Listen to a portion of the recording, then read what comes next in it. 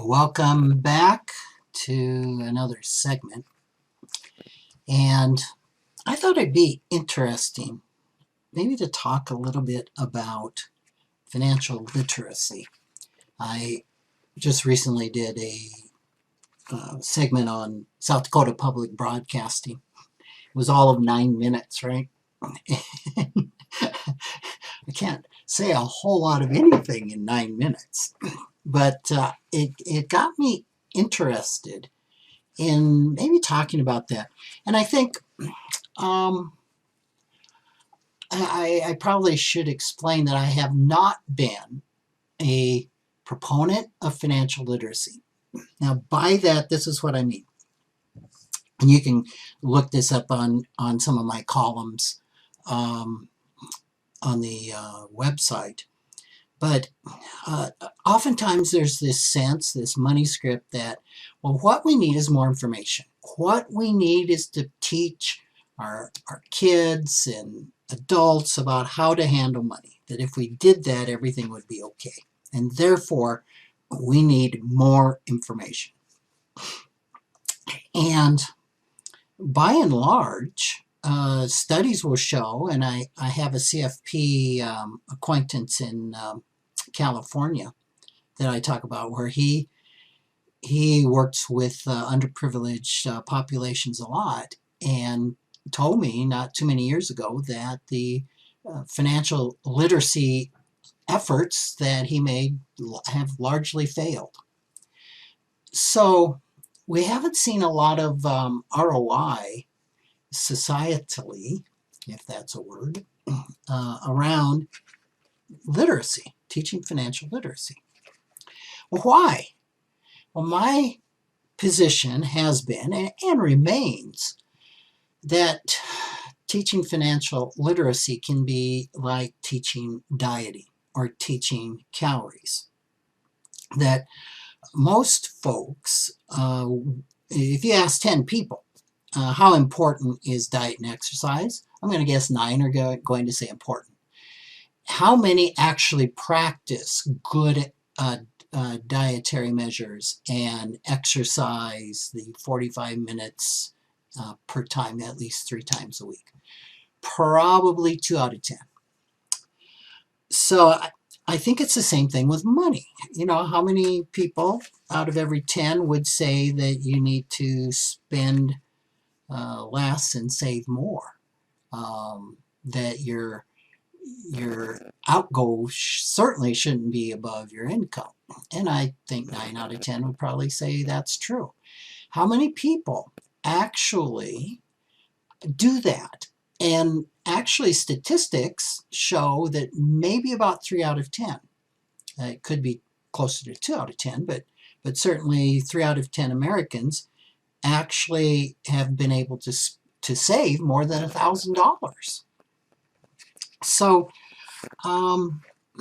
why? You know, I don't think it's about needing more information is my whole point. It goes to an emotional component. It goes to things that we have learned, things we think, feel, and believe that keep us stuck around money, that keep us from going into action around money. So to teach somebody these skills when they can't hear us is kind of a waste of time. And what I'm saying is giving somebody more information when they can't hear the information just is a exercise in futility. So I think for someone to be able to hear the information, working with the emotional woundings around money and all of the thoughts, feelings, and beliefs around money are critical, right? That said, financial literacy is really important because once you can hear, then the information becomes critical. So I thought with that caveat, maybe I'd go through just some basic things about financial literacy and suggest that it still would be a really smart thing for us to start emphasizing this as a society and start teaching kids at a young level. And you've probably heard me say so many times that the majority of money scripts are formed before a child is 10. So studies show that a child even as young as 5 can start to learn money management skills. So it makes tons of sense to start talking, start teaching money skills to children. Now, as I alluded to, our society doesn't really require money skills. And yet money skills are a 21st century survival skill. If you think about it, when you first came to South Dakota in the 1800s, probably understanding how high finance worked back then wasn't going to get you very far.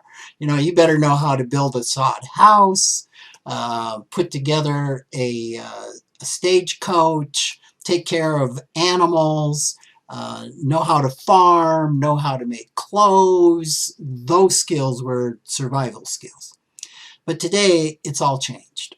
Understanding how money works is a survival skill. And yet, as a society, we really haven't come to believe that, or we'd be teaching our kids these skills.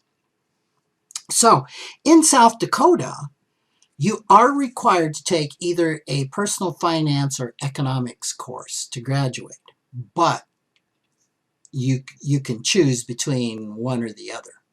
It's not a requirement that you choose the personal finance course. And economics, understanding economics is not a survival skill. I don't even think economists understand economics.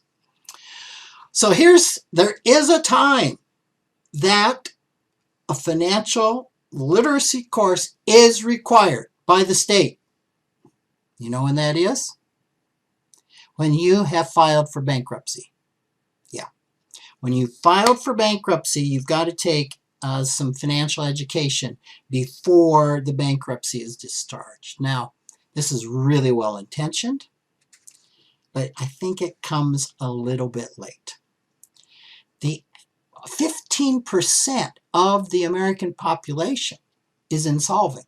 That's 15% of adults. 15% of adults owe more than what they're worth. That's called insolvency. It doesn't mean they're in bankruptcy. It just means if they had a sale and liquidated everything, they would still owe money. And, you know, 65 to 70%, as I alluded to earlier, don't have $1,000 saved. So the truth of the matter is most of us learn money skills just in the school of hard knocks, just going along. And most folks have not been taught too much by their parents in that regard. The one thing that I've heard over and over in the work that I do is I wish my parents would have taught me something about money. And talking about money is like one of the big taboos of our society. Oh, we hear about the stock market, you know, money's in our face all the time, but not talking about it intimately. And if you don't believe that, like when I talk to financial planners, oftentimes they think that they have it together when it comes to money and emotions, money issues. And I'll suggest to them, if I'm speaking to them live at your reception tonight, why don't you just everybody you go up to, just introduce yourself and ask them, how much did you make last year? I'm curious what your net worth is. Or just offer to tell them how much you made last year and what your net worth is. All of a sudden they get it. Yeah, there's tons of shame around talking about money. And it's hard to teach what you don't know. So it's a problem. So when it comes to financial literacy, oftentimes what is emphasized is learning how to invest. What we need to do is teach people how to invest, and about mutual funds and compounded interest and diversified stock portfolios and all these things that I could go on for hours about. But while that's important, the first thing we need to teach in financial literacy is cash flow, money management. That scary word that starts with a B, budgeting. This is really where we need to start, because it's to invest, you got to have something saved, right? So starting with budgeting, teaching that budgeting is not a constriction, it's not to constrict us, it's actually to create freedom, which a big part of freedom is emotional freedom. Ease, relief, flow versus anxiety and depression, right? So it's teaching a person how to come up with a spending plan. That's what a budget is a plan for spending. And our spending needs to support our goals, our desires, what is really important in life. And when we start to construct our spending around supporting us, we can see how that spending plan, that budgeting, really is about giving us freedom. So that's really, really important in financial literacy, is learning money management. You've probably heard me write about my good friend Dick Wagner, CFP in Denver. He was admitted to the equivalent of the Planners Hall of Fame, and he sadly passed away, I think about 3 years ago. He had a very famous statement in the circles in which I ran. He said, financial planning can be reduced to one sentence: save more, spend less, and don't do anything stupid. And at the heart of that, while I react a little bit to the don't do anything stupid part, which could be a little overtly shaming, right? But there's some real good teaching behind that. At the heart of it all is cash flow. That's the heart of financial planning. So, cash flow. Second thing that I often see gets left out of financial literacy is the importance of good credit. Oh, what's important with good credit? I mean, in a way, you could say part of financial freedom, part of good cash management is not borrowing on credit cards, not borrowing for anything except maybe a house or something that's income producing. Well, and most of us are going to have to borrow for a house. The better your credit score, the lower your interest. Also, having a good credit score can lower insurance premiums. So the better your credit score, it's going to save you money in some form or fashion. It's not just about good money management, which is important, but it's going to save you money. Being a good money manager is going to save you money. It's kind of what comes first, right? But a good credit score is important in that regard. And the other thing that often gets left out is the importance of an emergency fund. And I think the pandemic has shown us the need to have an emergency fund. And an emergency fund just isn't money, a pot of money to go to if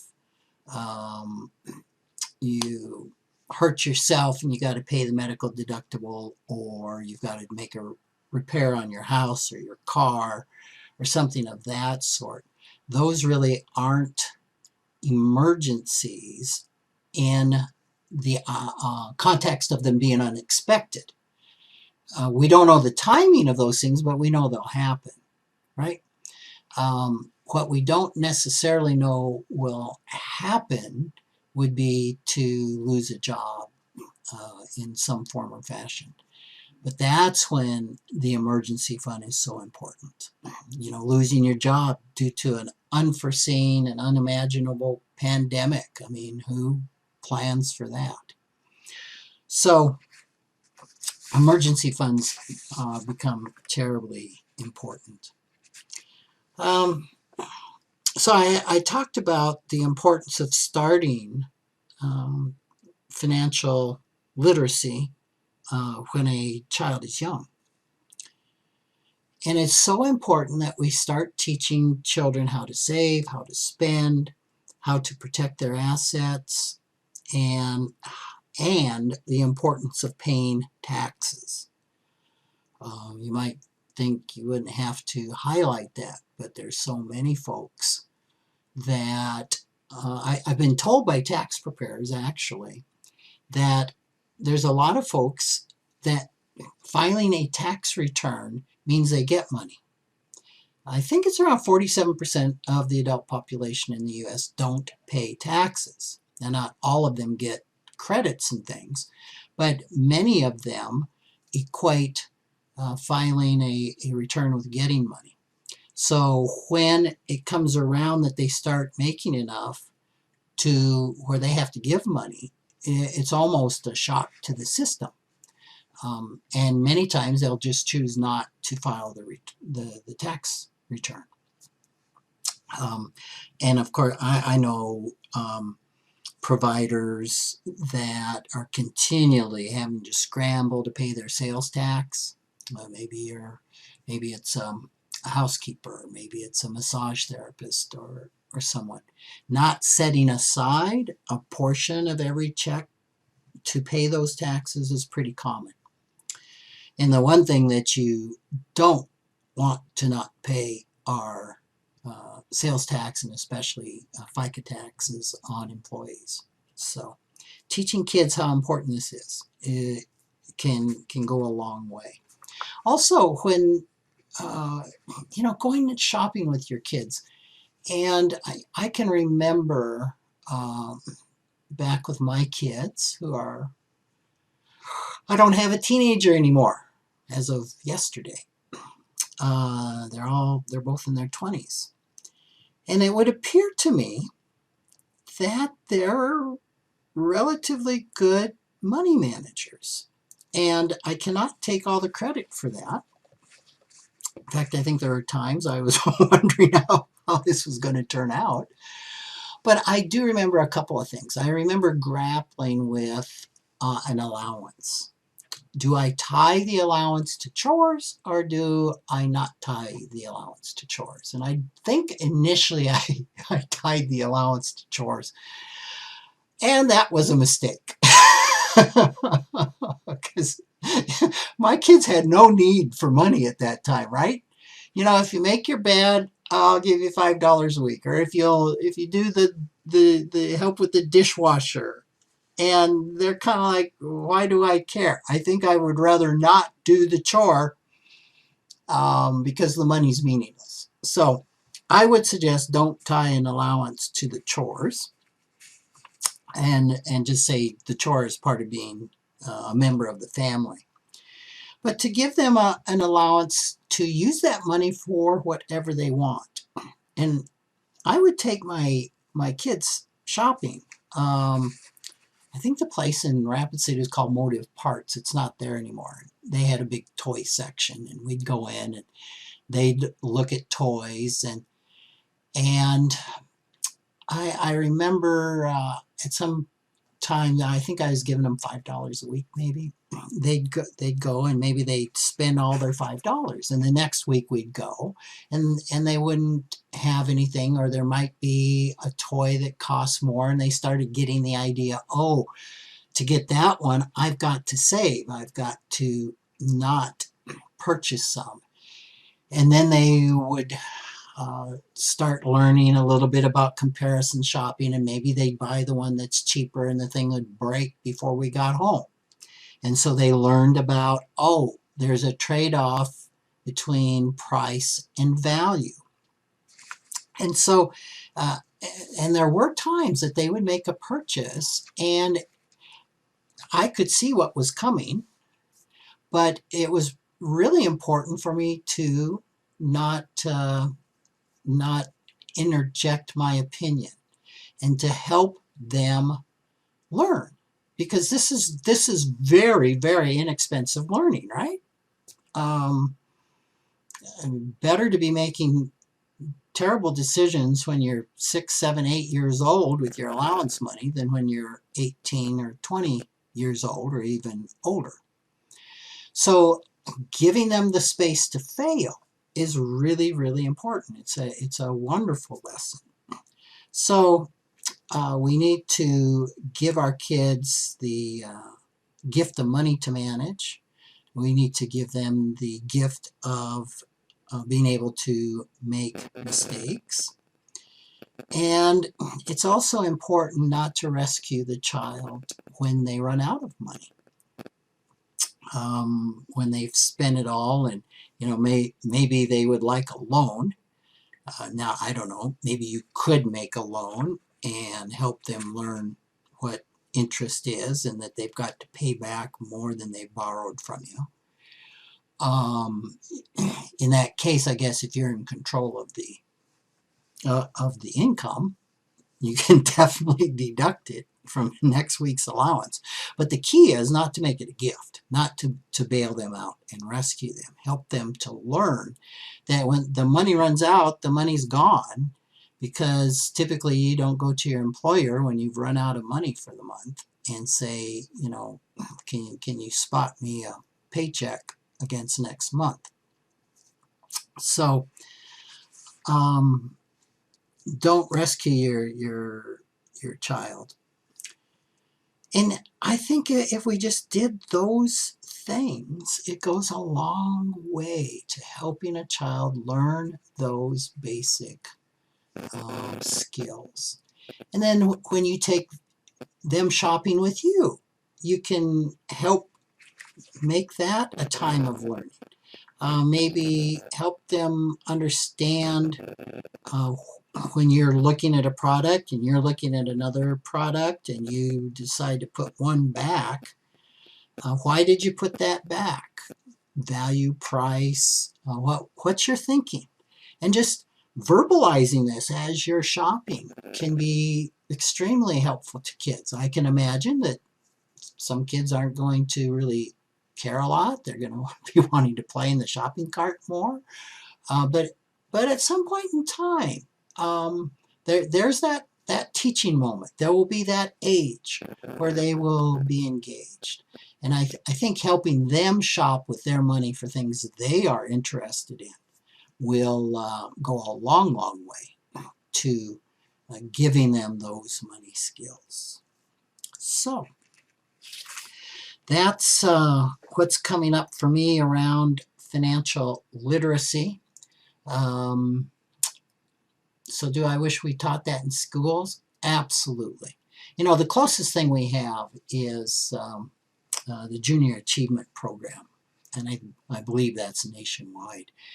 I used to teach it, and it's, maybe 5 segments or something of an hour once a year where you can go into K through 12 and teach something on money and capitalism and markets and just how things work.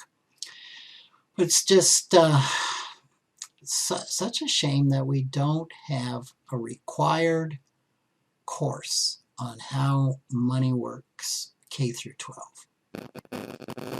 So, and how long have we been saying we need something like that? And how long does it continue to go along, right?